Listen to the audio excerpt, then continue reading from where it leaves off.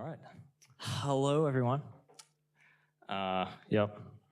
I don't think I need to introduce myself. Ryan's already done that. So that's what I'm talking about. And we shipped a cloud-native, event-sourced Ruby app that will have a key role in Australian energy infrastructure. I'm going to be covering what we learned through this process regarding how to actually go about implementing an event-source system. So there have been various presentations in the past on event sourcing, but it's been sort of more high level rather than how to actually do it. So that's what I felt my duty was to tell you. So let's start with an easy audience question.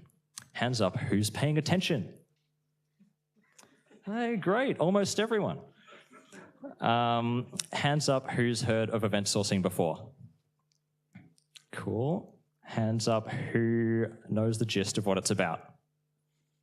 Okay. And who's tried it out? A few people. Okay, it's good. And who's shipped an event-sourced app? Oh, cool. Okay. Thanks, everyone. So applications tend to need to store data about what's happened in order for future things to be able to happen.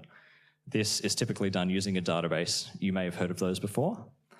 With a typical database in a non-event sourced application, you're storing data about the current state. And this data would be normalized across a number of tables to reduce duplication. Now, there's a couple of issues here.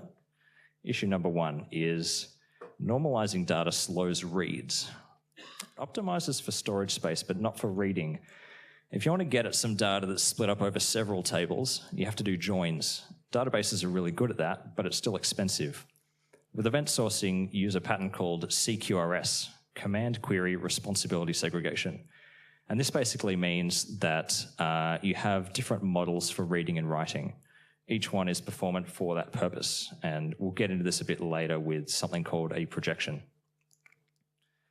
Issue two is storing the current state is lossy. With event sourcing, you're instead storing the entire history of what events have happened.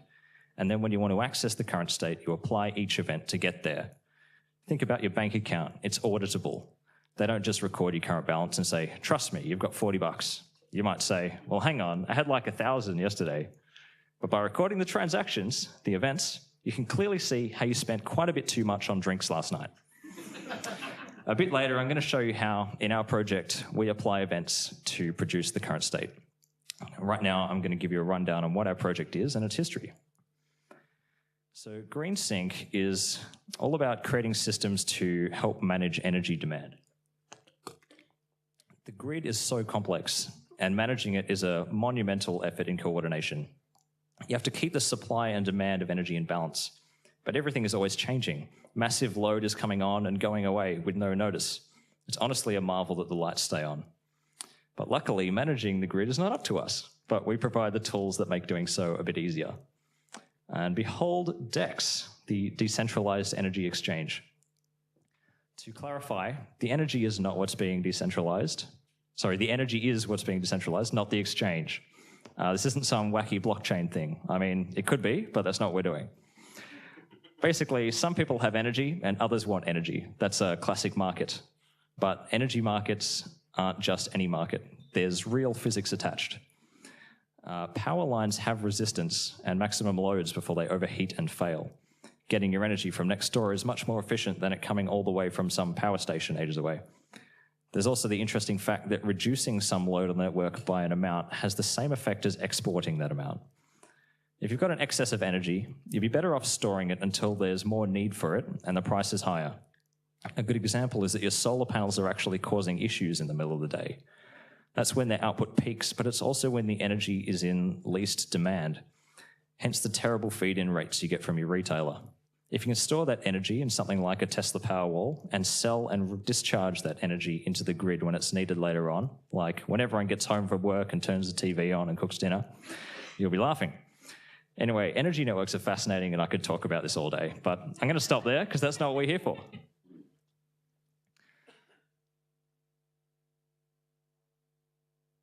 Going to load the next slide or what? Okay, guess it's just got... Hang on, this isn't working. Oh, There we go. Okay, so I started at GreenSync last year on June 30. So for tax purposes, I did 1 day of work in the previous financial year. But it doesn't count since I got paid sometime after that. I'd applied for a Ruby job, but got put on a project written in Golang. I mean, that's fine. I was given the choice between that and the legacy Ruby app, and I chose to learn something new. But Go, oh my God. Basically, if you like functional programming concepts, you're not going to like Go. It was written by C programmers, and that is so very evident. So why is it bad? Well, in fact, Go is bad. Number one, starting a Go routine with a loop variable. Go has a fancy feature called Go routines. These are kind of light threads. This combined with the native syntax for channels makes for really nice concurrency. However, often to spawn a bunch of these, you're iterating over an array, and for each item, starting a Go routine that runs a block which uses that item. The problem is that in Go, loop iteration reuses the same memory, and so you end up with most of your Go routines processing the same last item in the array. You need to get around this by allocating new memory in each iteration by making a new variable yourself. In this example, v2. I can't tell you how many times I've been tearing my hair out trying to work out why the tests don't work, and it's something stupid like this. So Go lacks functional programming methodologies, like the functions map and select. Hands up who likes the enumerable method map? Yeah, thought so.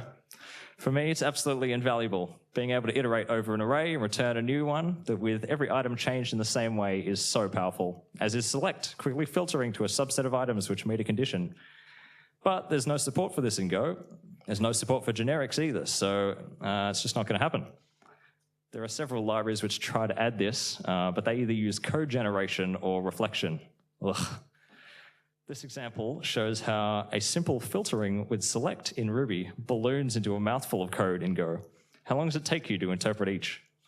For a map in Go, you have to declare and initialize an output array with the correct typing, do a for loop over your input, do your processing, probably including cloning the item so it's not modified in the input array, and using this verbose syntax to append into the output array, assigning the output array to calling append with the existing output array in the item. Not to mention you can't even nest namespaces in Go. All right, enough complaining about Go. I found there's actually this whole big collection of articles that explain why Go is not good. This is apparently a popular pastime. So those are my key reasons, but you can go here to read about everyone else's. Just Google Go is bad, and you'll see that page is the first of nearly 2 billion results. Go does have many really good parts, but the drawbacks are huge. All right, so deX. Originally in deX, we had a file-backed event store, which is bad. If your data is in a file, it's on a disk, and you can't mount a disk on 2 Kubernetes nodes. And that means you can't have multiple replicas, which prevents resiliency and scaling. And it also means you can't do zero downtime deployments by doing blue-green deployments, where the old deployment continues to serve traffic while the new one's starting up. And then when it's ready, switching new connections to the new one, draining connections from the old one, and then shutting it down. We wanted DEX to support replication, zero downtime deployments, and continuous deployment. So this disk dependency was extremely annoying. Another thing we had was storing the current state in memory, despite that data being event sourced. This is also bad. The app replays the events in the event log on startup and storing the results, the current state in RAM. And this is not easy to share between processes. If one process handled an API request and logged an event, the other instance would need to be able to know that there was a new event for that aggregate and replay it to update its current state in memory before it got any requests to modify it and produce conflict. You probably don't want to go down the path of working out how to synchronize data between multiple app instances on even the same node where your persistence is just a file. Oh, not to mention that when you eventually end up with an enormous amount of data, memory limits and huge startup times will kill you. Another team at GreenSync have a legacy Ruby app that sort of event sourced using an in-house implementation of an STM system, software transactional memory. They've been dealing with this particular issue themselves for a long time, and there's been great progress towards getting that to be compatible with continuous deployment, but they're not there yet. So this in-memory issue was another reason we couldn't do multiple replicas. So we wanted to get off the file and RAM combo. Trying to refactor towards a database-backed event store where the current state is not held in memory was a terribly painful experience. Our events and event store were far too tightly coupled. We had a lot of events even back then, and so trying to change the interface of these, well, Go is not like Ruby. Go is compiled. At every step, the program has to be able to compile. Even to just run one test, both the entire program and entire test suite have to compile. This probably indicates inadequate design and refactoring practices, but nevertheless, that was not fun. When you're writing crazy find and replace regexes to change the interface of dozens of objects, you know something is wrong. We were moving so slowly at that time that we got to a point where we had to sit back and really consider our options. What were our goals? What architecture did we really need? We dumped microservices, since that doesn't make sense when you only have a small team. We upended our priorities and eventually made the hard choice to rewrite in Ruby, a language we have far more experience in. When choosing tech, shiny new toys can be fun, but when you have to get something done, going with the old but proven technology, which everyone has experience in, is a winning choice. I realize the hypocrisy of saying that when I'm here giving a talk about event sourcing, but that's the shiny toy we kept. Let's make it less shiny together. Also, given where you and I are right now, I'm guessing you guessed a Ruby rewrite was on the cards, but you might not have guessed that Java was a contender. Personally, I'm extremely glad it went the way it did. Full modern Java is surely not too bad, but still. Okay, let's get into the event sourcing details. So we have event objects that contain the details of the event. Yes, we have a lot of namespacing. We're using dry struct all over the place in deX. This is a gem that allows you to specify expected attributes and what their types are. It really helps knowing what the structure of an object is and if an attribute could be nil. So this is a dispatch event, and the dispatch is a request to export energy from a resource into the grid, or get it to do something. So the typing of Go, whilst it was a pain for that refactoring I mentioned, I have ended up missing. So we use dry struct to ease the pain a bit. We also have state objects. For applying events and holding the state at each step, we have a state class. This is another dry struct that knows how to apply an event to itself, returning the new state. We start with an initial state and run a reduce across a set of events that calls the method that has the name of the event. The initial state is a null object that just handles creation events, which return the first real state. For the dispatches domain object index, we have a dispatches initial state. This handles the dispatches creation event, requested v1, and so has a method called requested v1. Requested is the name of the event, since that's what the action is called in our domain. You request a dispatch of a DER, distributed energy resource. That method takes in an event struct for the requested v1 event and returns a state. This state object then has the methods for all the other dispatches events, like execution updated v1. Note that at each point in the process of applying events, the state has to be valid according to the dry struct. This can be a bit inconvenient sometimes, as we have to make some types nillable when they shouldn't really need to be, but I'm not going to get into that today. Next up, model objects. So we have a state which applies events, but how are those events actually brought into existence? I've heard of this commands thing, you say. Well, yes, a command is the CQRS term for the operation that checks the request and application state to determine whether it's sensible to do the action that you've asked to be done.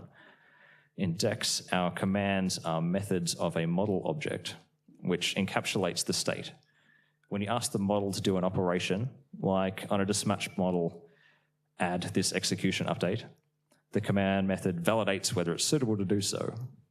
If it is, it'll make an event, replace its state with the result of applying that event, and put the event into its list of unsaved events, ready to be persisted to the event store.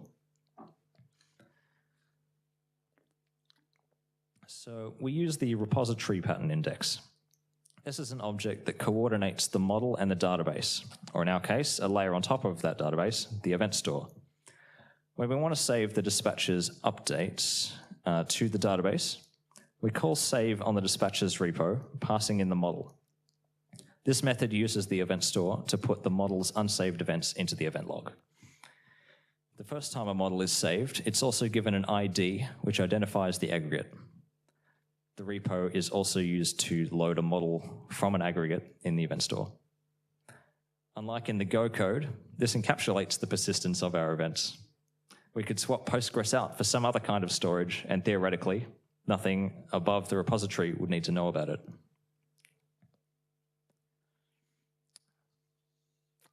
Transaction. You might have noticed that I said validating the request is part of the command, but didn't mention the request within the model's command method. This is because our command validation is a little split. There are state checks in the model, but we have another object that checks everything else for an operation, and that's the transaction. I might have forgotten to put content into this slide. Anyway, so for example, let's look at what the @execution_update transaction does. It first validates the request it was given using a dry validation request object to check the attributes, types, ranges, and that sort of thing. Then it loads up the associated model using the repo, and in doing so, checking if it exists. It checks the requesting participant's authorization. Are they allowed to do what they're trying to do with this model? Then it calls a command method on the model, saves it with the repo, and finally uses a presenter to render the API response. Global event ordering. So the reason we have this is, well, we don't necessarily need it, but it allows the projectors and reactors, which we'll get to maintain a single simple cursor to track where they're up to. And aggregate separation. Early on in a system, it can be difficult to see where the boundaries between aggregates are. It's a lot simpler to think about a single stream of events. If having a single stream becomes a performance bottleneck, you can break it up. But breaking up a stream later on is way easier than knitting two back together if you realize you shouldn't have had them separate in the first place. So the projections can iterate over any event without missing any. They can just store the one ID of the event that they're up to and then check for any events after that. In order for global ordering to work, we need to prevent events appearing out of order. The way database transactions work mean that with an automatically allocated ID, a record with an ID of 2, it was allocated 2, can appear before one that started before it that was given a 1. So this happens when the period of a transaction is completely enveloped by another's. So if transaction 2 starts after 1 and 2 commits before 1, that's what you get. If a process that's consuming all events in order, like a projector or a reactor, processes, if they process event 2 while event 1 is still hidden and then record that that's how far they got, event 1 will never be processed. So we solve this with a trailing event orderer. My fellow green sinkers, Mike Williams and Jerome Paul, spent a long time thinking about all this event sourcing stuff and how to ensure that there aren't any out-of-order events. They came up with the concept of a trailing event orderer. There were a few other options, but they thought this one was the best. The way it works is we prevent events from being seen until they have this global event order ID. Seen by the projectors, that is. Any aggregate still needs to be able to load up all of its events before we accept any new commands for it. Events are committed to the event commits table without a global ordering ID. And once per second, the orderer process polls the table for any new events. That is, once whose transactions have finished. It then generates an ID for each, determining the order, and saves those events now with a value in the global order column back into the database. And as Mike has said, this trailing event order is our special sauce. Envato's event sorcery deals with this issue differently by stored procedures and something called advisory transactions to prevent concurrency issues. There's a slight issue with how we do this currently. We base our global order ID on database time. So if the database time drifts and is corrected by NTP, we could end up with subsequent events being given an ID that sorts before earlier events, so our projectors could miss those new events. But we'll address this eventually by using something like a counter in a table instead. So how we handle concurrent writes.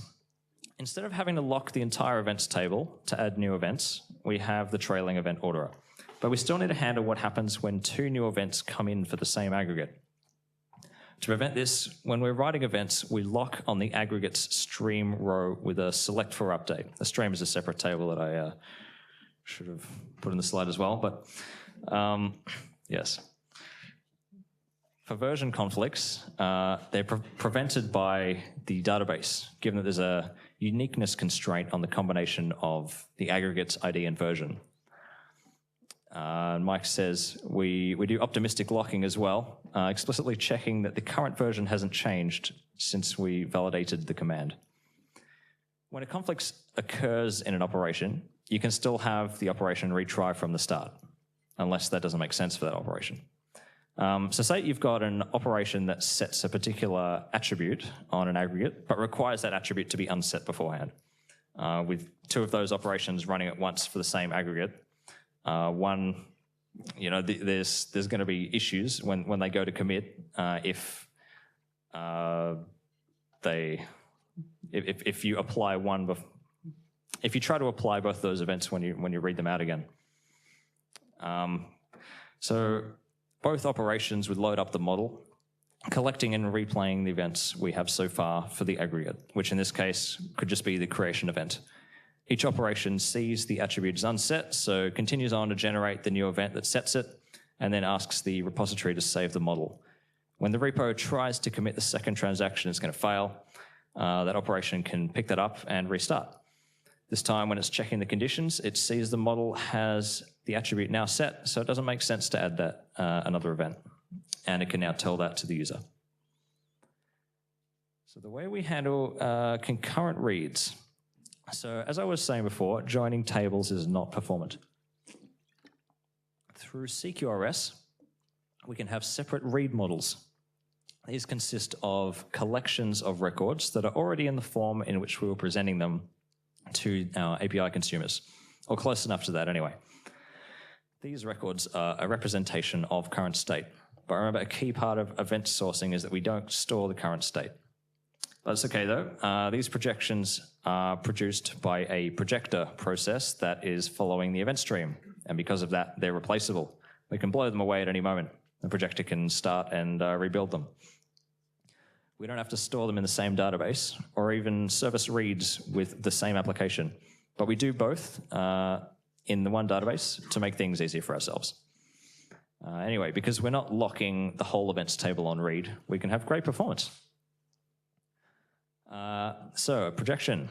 Projection is a form of current state deriving from applying events. Its form can be whatever you like. It could match the state object structure. It could match an API endpoint's response structure.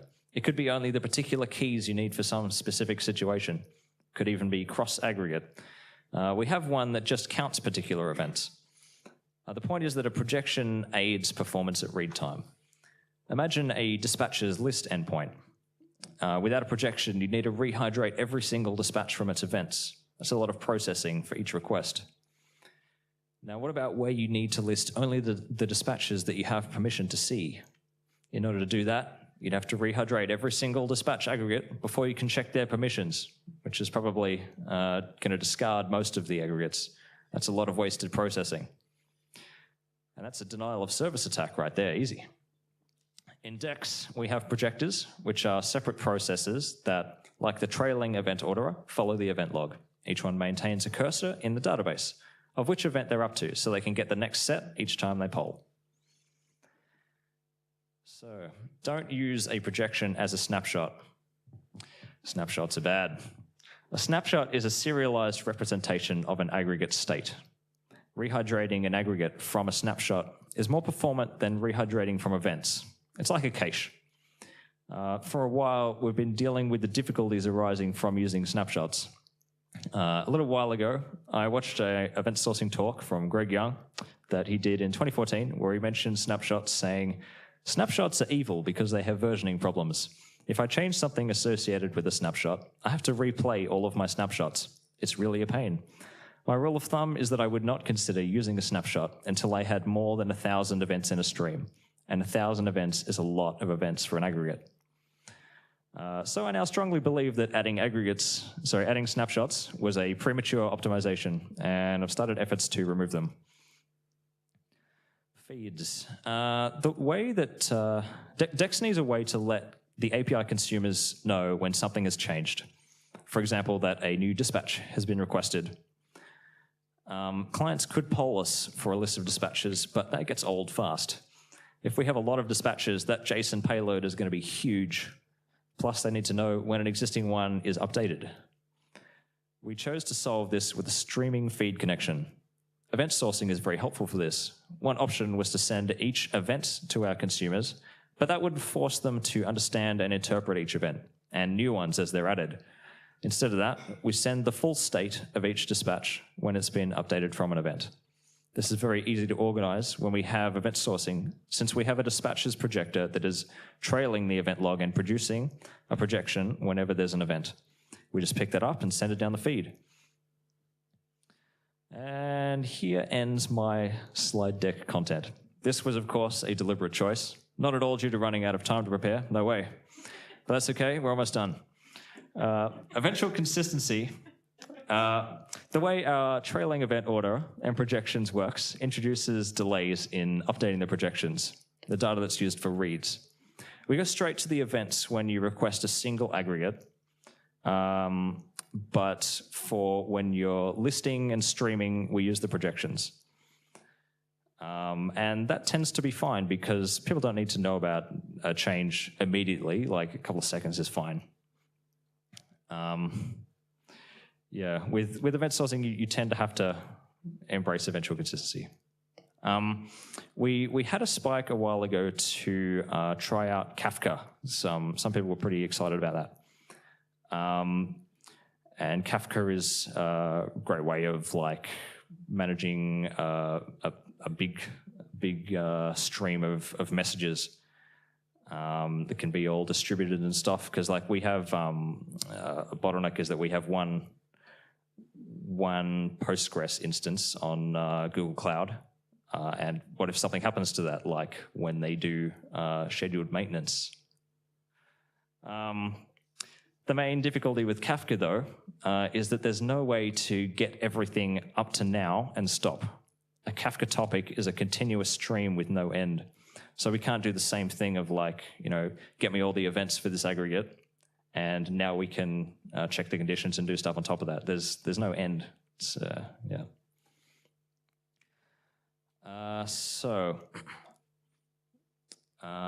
Event versioning. Sometimes you want to change an event's attributes. Maybe add a new attribute to an event, rename one, restructure stuff, change types or enum values, or maybe even change what applying the event does.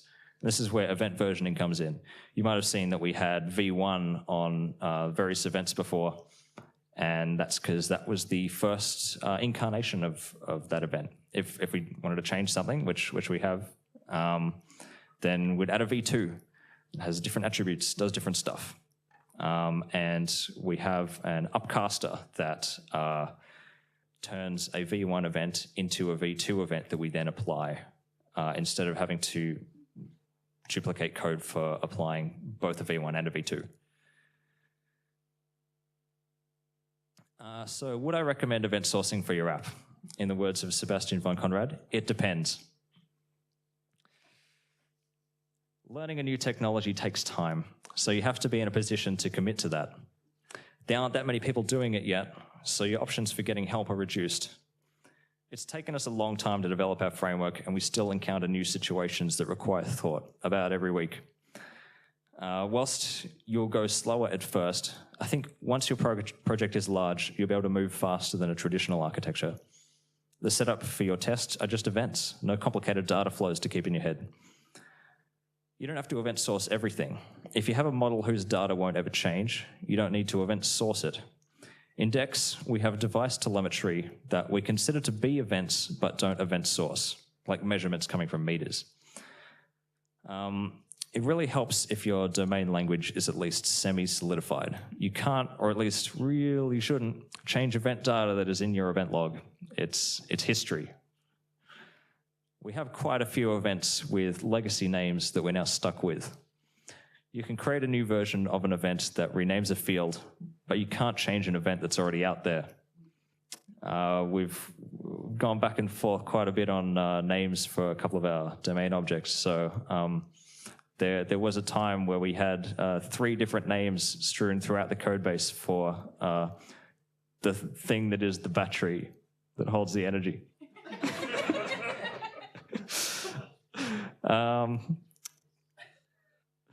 You have to keep support for that stuff in your code or you won't be able to replay those old events. But most importantly, you basically have to be able to brace eventual consistency. We've been able to deal with this because of our streaming architecture, but for other architectures, I'm sure you need to think about this a great deal.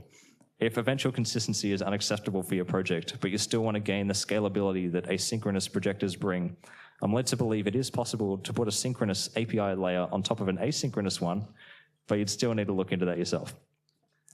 Mike, in an internal blog post, has written that one could generate events, use those events to update a state view, and then commit both the events and the updated state to a database in the same transaction. Such an approach uses and benefits from event sourcing and CQRS without the complexity of an eventually consistent read model. But I think this approach exchanges one complexity for another that might be harder to reason about. So, stuff you can check out. Unfortunately, we've been too busy to release our event sourcing system as a library for you to use. But you can check out a super early implementation of this by Mike called Event Sourcey. It's missing the trailing event orderer and heaps of other work we've put into our event sourcing system. But deX is literally a fork of this. And I'd highly recommend everyone checking out Envato's Event Sorcery. They've made a great framework there, and we've examined it in researching how to make ours. Okay, we are hiring. If you might be interested in working on any of what I've talked about, check out our careers page and come and chat. I'll be heading to Vapiano afterwards. Anyone have any questions?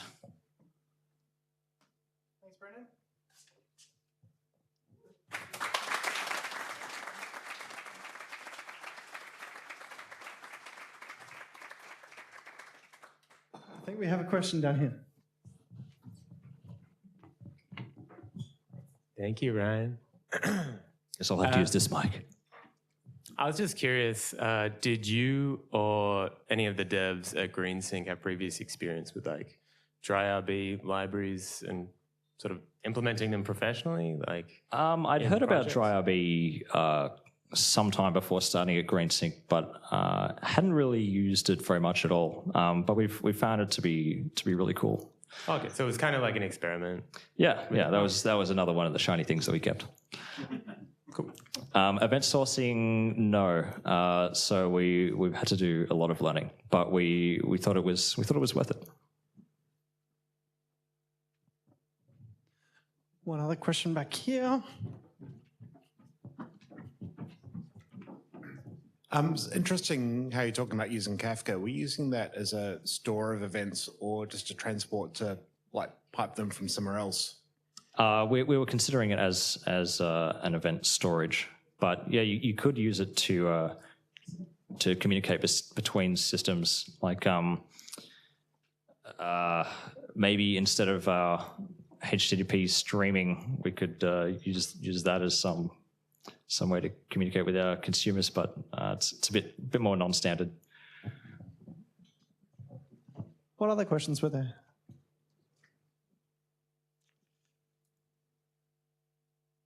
That's it, I think. Cool. Well, if you think of anything, come find me later.